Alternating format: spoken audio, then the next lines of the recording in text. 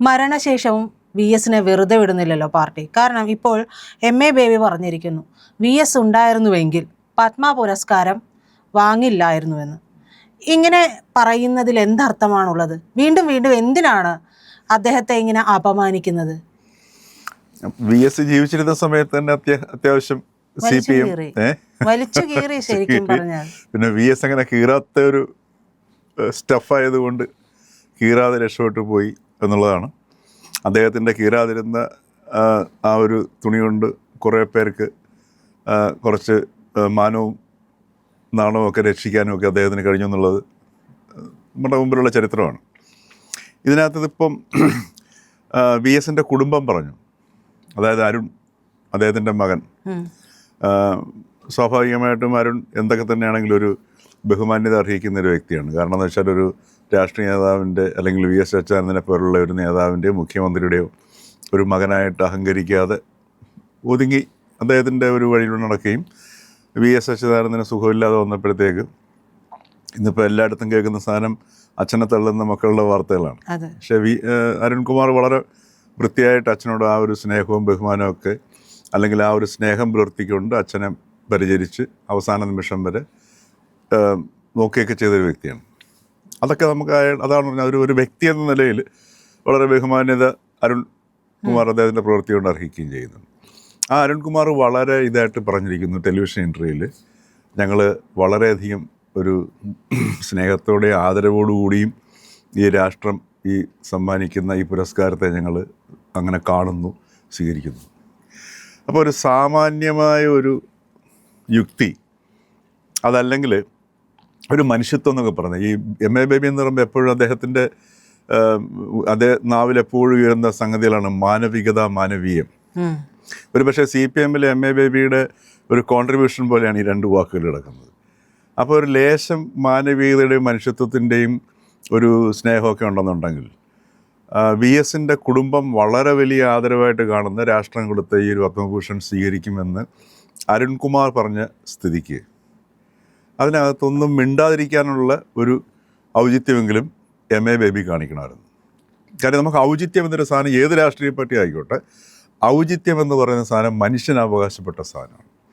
അപ്പോൾ അരുൺകുമാർ സ്വീകരിക്കുമെന്ന് മാത്രമല്ല, വളരെ ഒരു അദ്ദേഹത്തിൻ്റെ മുഖഭാവമൊക്കെ കാണണമായിരുന്നു. തൻ്റെ അച്ഛനെ രാജ്യം ഇനിയെങ്കിലും അംഗീകരിച്ചല്ലോ.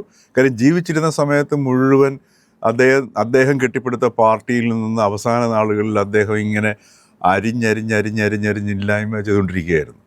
അതിനെ അതിജീവിച്ചാണ് VS പിടിച്ചത്. അവസാനത്തെ ഒന്നാം പിണറായി സർക്കാർ അധികാരത്തിൽ വരുന്നതിന് പോലും VSനെ മുൻനിർത്തിയാണ് തിരഞ്ഞെടുപ്പിലേക്ക് നയിച്ചത്. അപ്പോൾ അങ്ങനെയൊക്കെ ഉള്ള ഒരു അനുഭവങ്ങൾ നേരിട്ട സ്ഥിതിക്ക് CPMൽ ഒറ്റപ്പെട്ട് മരിക്കാനിടയായ ഒരു സാഹചര്യത്തിൽ കാര്യം നമ്മൾ എന്തൊക്കെ പറഞ്ഞു കഴിഞ്ഞാലും എല്ലാവരും അവരത് അവകാശപ്പെടുകയും മറ്റു കാര്യങ്ങളൊക്കെ ചെയ്തെങ്കിലും എല്ലാവർക്കും അറിയാവുന്നതായിരുന്നു VS പാർട്ടിയിൽ ഒറ്റപ്പെട്ട ഒരു ശബ്ദമായി അവസാനം വിശേഷിക്കാൻ. അപ്പോൾ അങ്ങനെയൊക്കെയുള്ളൊരു സാഹചര്യത്തിൽ ഒരിക്കലും ബേബി പറയാൻ പാടില്ലാത്തതായിരുന്നു, ഈ VS ഉണ്ടായിരുന്നു എങ്കിൽ ഈ പുരസ്കാരം നിരസിച്ചേനെ എന്ന് പറയുമ്പോൾ അവിടെ ആവശ്യമില്ലാത്തൊരു കോൺഫ്ലിക്റ്റ് കൊണ്ടുവന്നു. ആ കുടുംബത്തിന് എന്തൊരു മാനസികമായ വൈഷമ്യം ഉണ്ടാവും. കാര്യം ഇപ്പം CPMൻ്റെ അഖിലേന്ത്യാ ജനറൽ സെക്രട്ടറി, അതായത് ഇന്ത്യയിലെ CPM പറയുകയാണ് VS ഉണ്ടായിരുന്നെങ്കിൽ ഈ പുരസ്കാരം നിരസിച്ചേനെയായിരുന്നു. പക്ഷെ പാർട്ടി പറഞ്ഞല്ലോ പുരസ്കാരം സ്വീകരിക്കുന്നോ വേണ്ടയോ എന്ന് കുടുംബം തീരുമാനിക്കട്ടെ എന്ന് അവരുടെ ഒരു കോർട്ടിലേക്ക് കാര്യങ്ങൾ ഇട്ടുകൊടുക്കുന്നു. ഒരുപക്ഷെ ഈ ഒരു അവസരത്തിൽ പാർട്ടി അത് പറഞ്ഞില്ലെങ്കിൽ ജനവികാരം വീണ്ടും എതിരാകും എന്നുള്ളത് കൂടി കണ്ടിട്ടായിരിക്കുമല്ലോ അത്തരത്തിലൊരു സ്റ്റേറ്റ്മെന്റ് പറയുന്നത്. അതിനുശേഷം MA ബേബി ഇത്തരത്തിലൊരു സ്റ്റേറ്റ്മെന്റ് പറയുന്നതിൽ അവിടെയാണ് ഔചിത്യം എന്ന് പറയുന്ന സാധനം. അദ്ദേഹം പാർട്ടി എന്ന് പറയുമ്പോൾ MA ബേബിയാണ്. CPMൻ്റെ ഇന്ത്യയിലെ പാർട്ടി CPM എന്ന് പറയുന്നത് ഇപ്പോൾ MA ബേബിയിലൂടെയാണ് നമ്മൾ കാണുന്നത്. CPMൻ്റെ ഏറ്റവും വലിയ നേതാവല്ലേ, ജനറൽ സെക്രട്ടറി അല്ലേ. അപ്പോൾ അദ്ദേഹം ഇത് പറയുമ്പോൾ സ്വാഭാവികമായിട്ട് ആ കുടുംബാംഗങ്ങൾക്ക് എന്ത് തോന്നും എന്നുള്ളൊരു ചിന്ത ഒരു വ്യക്തി മരിച്ചതിന് ശേഷമാണ്. അതെ. അപ്പോൾ ആദ്യം അവർ കുടുംബാംഗങ്ങൾക്ക് സ്വീകരിക്കാം എന്ന് അവർക്ക് നിശ്ചയിക്കാം. അതല്ല പാർട്ടിയാണ് നിശ്ചയിക്കുന്നതെങ്കിലോ, പാർട്ടി നിശ്ചയിക്കുകയാണ് ഇത് വാങ്ങിക്കണ്ട, കുടുംബാംഗങ്ങൾ വാങ്ങിക്കാൻ തീരുമാനിച്ചു കഴിഞ്ഞാലും അല്ലേ, അത് പാർട്ടിക്ക് അറിയാം.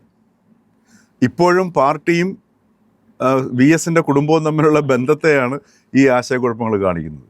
ഇതിനിടയിൽ VSന്റെ മകൻ മത്സരിക്കാൻ ഒരുങ്ങുന്നതായിട്ടുള്ള വാർത്തകളും വരുന്നുണ്ട്.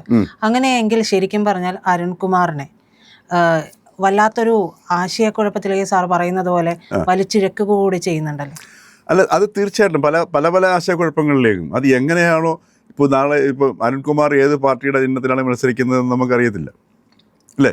ഇപ്പോൾ VSന്റെ മകനെ വേണമെന്നുണ്ടെങ്കിൽ ഒരു BJP-കാരൻ വേണമെങ്കിലും ആക്കി മാറ്റാനുള്ള ഒരു ശേഷി ഇന്നത്തെ സംസ്ഥാന നേതൃത്വത്തിനുണ്ട്. അപ്പോൾ ആ ഒരു രീതിയിലാണ് കാര്യങ്ങൾ പോകുന്നത്.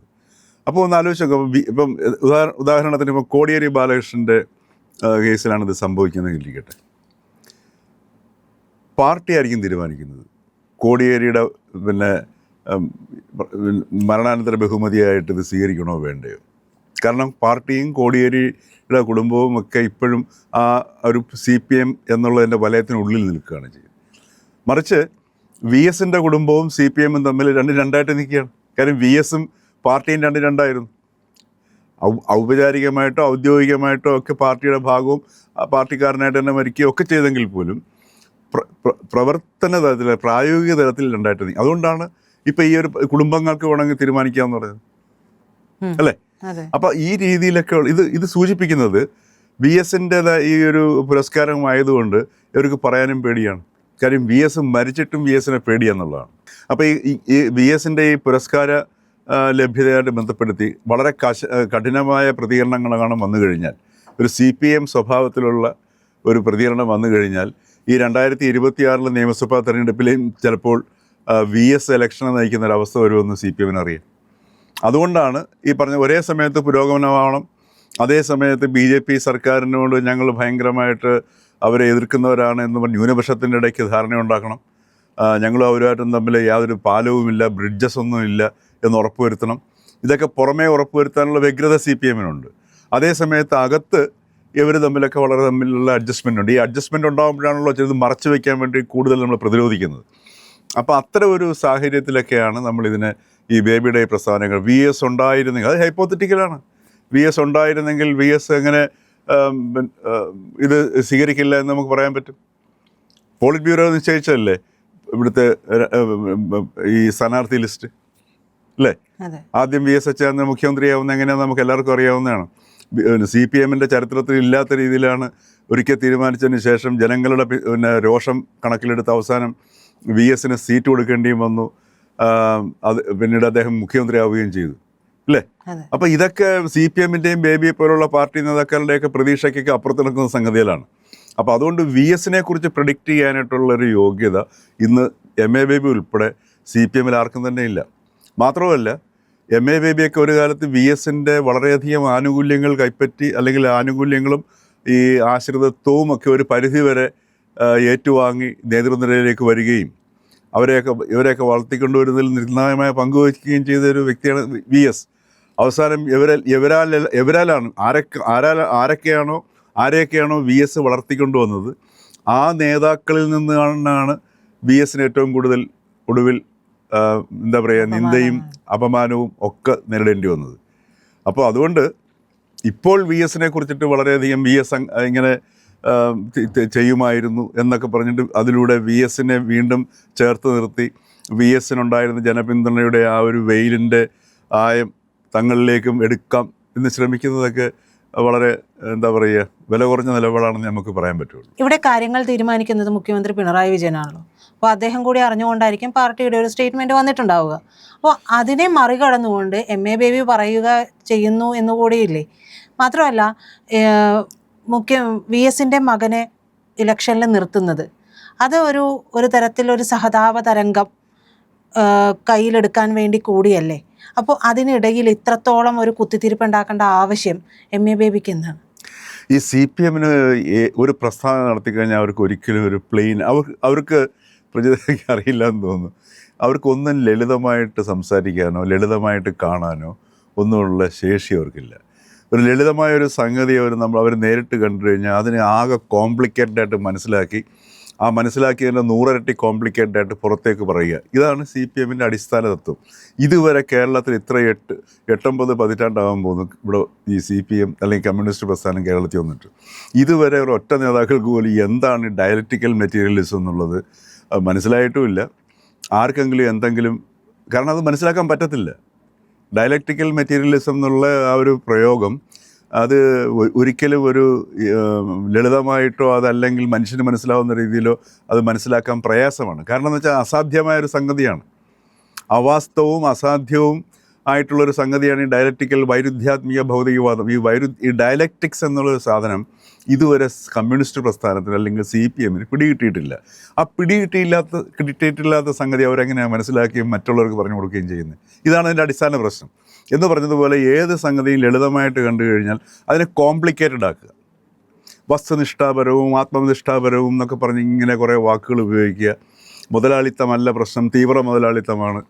MA ബേബി അദ്ദേഹം ഈ അടുത്തിടെ വരെ അദ്ദേഹത്തിന് ഈ വലിയ മുതലാളിമാരൊക്കെ ഈ CPM സുഹൃത്തുക്കളാവുന്നതിനും വരെ മുതലാളിത്തത്തിനെതിരെയുള്ള പോരാട്ടമായിരുന്നു കമ്മ്യൂണിസം എന്നാണ്. ഈ വലിയ മുതലാളിമാരൊക്കെ CPM സുഹൃത്തുക്കളായതിനു ശേഷം MA ബേബി വളരെ ബോധപൂർവം പ്രയോഗത്തിൽ മാറ്റം വരുത്തി. തീവ്ര മുതലാളിത്തത്തിനെതിരെയുള്ള പോരാട്ടമായി. ഇപ്പോൾ കമ്മ്യൂണിസ്റ്റ് പ്രസ്ഥാനം മുതലാളിത്തത്തിനെതിരെ ഒരിക്കലും പോരാടത്തില്ല, തീവ്ര മുതലാളിത്തത്തിനെതിരെയാണ്. അതൊക്കെ MA ബേബിയുടെ ഈ കൊണ്ടുവന്ന ചില പ്രയോഗങ്ങളാണ്. എന്ന് പറഞ്ഞതുപോലെ ഇത്തരത്തിൽ ആൾക്കാരെ കബളിപ്പിക്കുക, ആശയങ്ങൾ ഓരോന്ന് പറഞ്ഞ ആൾക്കാരെ സുഖിപ്പിക്കുക, ഒരു പൈങ്കിളി എന്ന് പറയുന്ന ഒരു സമീപനം, ഒരു പൈങ്കിളി പാർട്ടിയാണ് CPM എന്ന് പറഞ്ഞത്. ആ പൈങ്കിളിക്കുള്ള പ്രത്യേകത എന്താ അറിയോ? പൈങ്കിളി എന്ന് പറയുന്നത് വെറും ഇന്ദ്രിയതലത്തിൽ മാത്രം മനുഷ്യനെ നിർത്താൻ പ്രേരിപ്പിക്കുന്ന ഒരു ഘടകത്തിനാണ് പൈങ്കിളി എന്ന് പറയുന്നത്.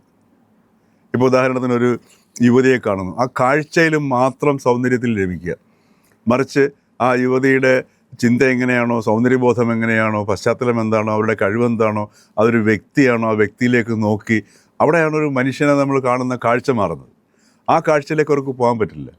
കാരണം അവരുടെ ഭൗതികമായ എല്ലാത്തിനെയും ഭൗതികമായി കണ്ട് ശീലിച്ചുള്ള സംഗതിയാണ്. അപ്പോൾ എല്ലാത്തിനെയും ഈ രീതിയിൽ കാണുന്നതിനാണ് പൈങ്കിളി എന്ന് പറയുന്നത്. ആ പൈങ്കിളിക്കകത്ത് നിന്നുകൊണ്ട് തന്നെയാണ്, ഈ പൈങ്കിളി ഉപയോഗിച്ചിട്ടാണ് അവർ ലോകത്തിലെ എല്ലാ സംഗതികളെയും വ്യാഖ്യാനിക്കുന്നത്. അതാണ് ഇവർക്ക് ഈ ആശയക്കുഴപ്പം വരുന്നത്. ബേബി സഖാവ് പൈങ്കിളിയാണ് എന്നാണോ സംശയം? എന്താ കാര്യത്തിൽ? അല്ല, അസല് പൈങ്കിളിയാണ് അത്. നമ്മുടെ കേരളത്തിൽ ഒരുപാട് പൈങ്കിളികളുണ്ട്, സാഹിത്യത്തിലുണ്ട് പൈങ്കിളികൾ. ചില പൈങ്കിളികളെന്നൊക്കെ പറഞ്ഞു കഴിഞ്ഞാൽ നല്ല ക്രാഫ്റ്റ് ഉണ്ടാവും, നല്ല ഭാഷയുണ്ടാവും, നല്ല സുന്ദരമായ നൂലെന്ന് പറയുന്നത് ഈ പറഞ്ഞതുപോലെ ഈ ഭാഷയായിരിക്കും, കസവായിരിക്കും എൻ്റെ ക്രാഫ്റ്റ്. അതായത് നല്ല പൈങ്കിളി, ഒന്നാന്തരം പൈങ്കിളിയെ കൊണ്ടുവന്ന് ഈ കസവ് മുണ്ടം കുടിപ്പിക്കും, അല്ലെ നേരിയ കുടിപ്പിക്കും, സെറ്റ് കൊണ്ട് കുടിപ്പിക്കും, ഗംഭീര ലുക്കായിരിക്കും, അവതരിപ്പിക്കും. എന്നിട്ടെന്ന് പറയും ലോകത്തിലെ ഏറ്റവും വലിയ ക്ലാസിക് ഗ്രന്ഥമാണെന്ന് നമ്മുടെ ഇവിടുത്തെ നിരൂപകരും എഴുതും, സാഹിത്യകാരന്മാരും പറയും. അപ്പോൾ ഇങ്ങനെയുള്ള പൈങ്കിളികളുടെ ഒരു മാർക്കറ്റാണ്. അത്തരത്തിലൊരു വലിയ പൈങ്കിളി പാർട്ടിയാണ് CPM. ഈ CPMൻ്റെ സംഗതി വളരെ ലളിതമാണ്. ഇപ്പോൾ ഉദാഹരണത്തിന് CPM ഇപ്പോൾ പറഞ്ഞതുപോലെ ഇപ്പോൾ മനുഷ്യനെ കൊല്ലുക, ലോകത്തിലെ ഏറ്റവും വലിയ ക്രൈം എന്ന് പറഞ്ഞാൽ മനുഷ്യനെ കൊല്ലുന്നല്ലേ.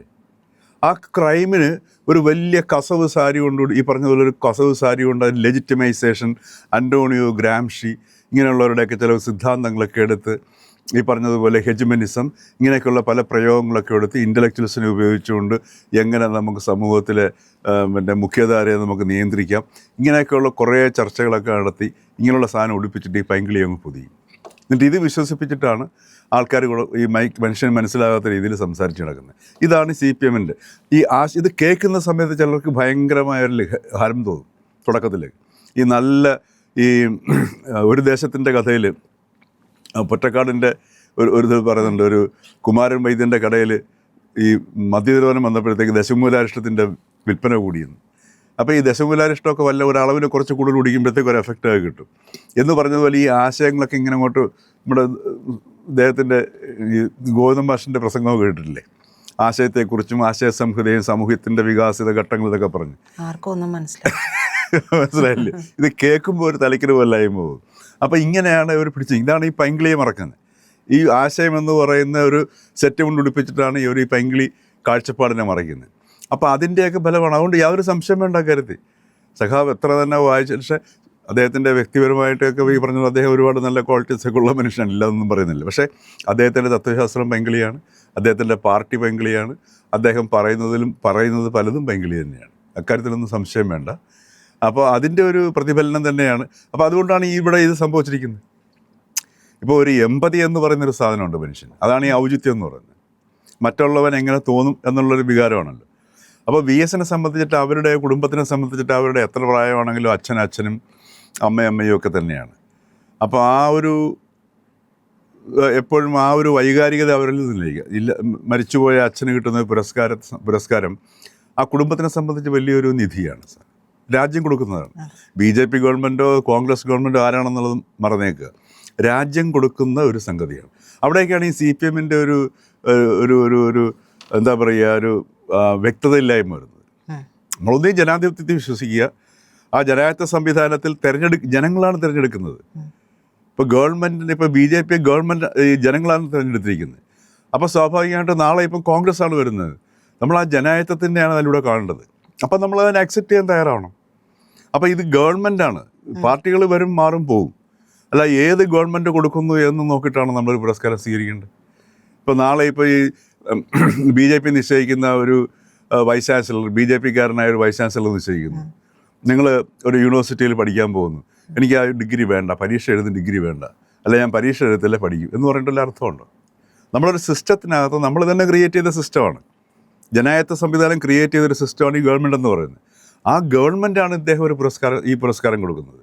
ആ പുരസ്കാരത്തിനൊക്കെ നിഷേധിക്കുക എന്ന് പറയുമ്പോൾ പരോക്ഷമായിട്ട് നമ്മളുടെ ജനായത്ത സംവിധാനത്തെയും സിസ്റ്റം എന്ന് പറയുന്നത് സ്റ്റേറ്റ് എന്ന സിസ്റ്റത്തെയൊക്കെ നിഷേധിക്കലും കൂടി നടക്കുന്നത്. ഇത് അനാവശ്യമായ ഒരുപാട് മോശം പ്രവണതകളെ സമൂഹത്തിൽ സൃഷ്ടിക്കുകയും ചെയ്യും. അത്തരം കാര്യങ്ങളെക്കുറിച്ചൊക്കെ ഇത്ര ഉയർന്ന പക്വതയുള്ള നേതാക്കന്മാർ ചിന്തിക്കേണ്ടതാണ് ഇത്തരം പ്രസ്ഥാനം നടത്തുന്ന സമയത്ത്. പ്രിയപ്പെട്ട പ്രേക്ഷകരെ, ഇന്ത്യ ലൈവ് ചാനലിന് നിങ്ങളുടെ സഹായം ആവശ്യമുണ്ട്. സഹായം വേണ്ടത് വളരെ നിസ്സാരമായൊരു സഹായമാണ്. നിങ്ങൾ നമ്മുടെ ചാനലിലെ വീഡിയോ കാണുമ്പോൾ ഇന്ത്യ ലൈവ് എന്നുള്ളതിൻ്റെ IND എന്നുള്ള ആ ലോഗോയിലൊന്ന് വിരലമർത്തിയാൽ അത് സബ്സ്ക്രൈബ് ചെയ്യാനുള്ളൊരു ബാർ തെളിഞ്ഞു വരും. അതിലൊന്ന് വിരലമർത്തി നമ്മുടെ ചാനൽ സബ്സ്ക്രൈബ് ചെയ്ത് ആ ബെൽ ബട്ടൺ കൂടി ഒന്ന് അമർത്തണം. ദയവായി നിങ്ങളുടെ സഹായം ഇന്ത്യ ലൈവിന് തുടർന്നും ഉണ്ടാവണമെന്ന് അഭ്യർത്ഥിക്കുന്നു.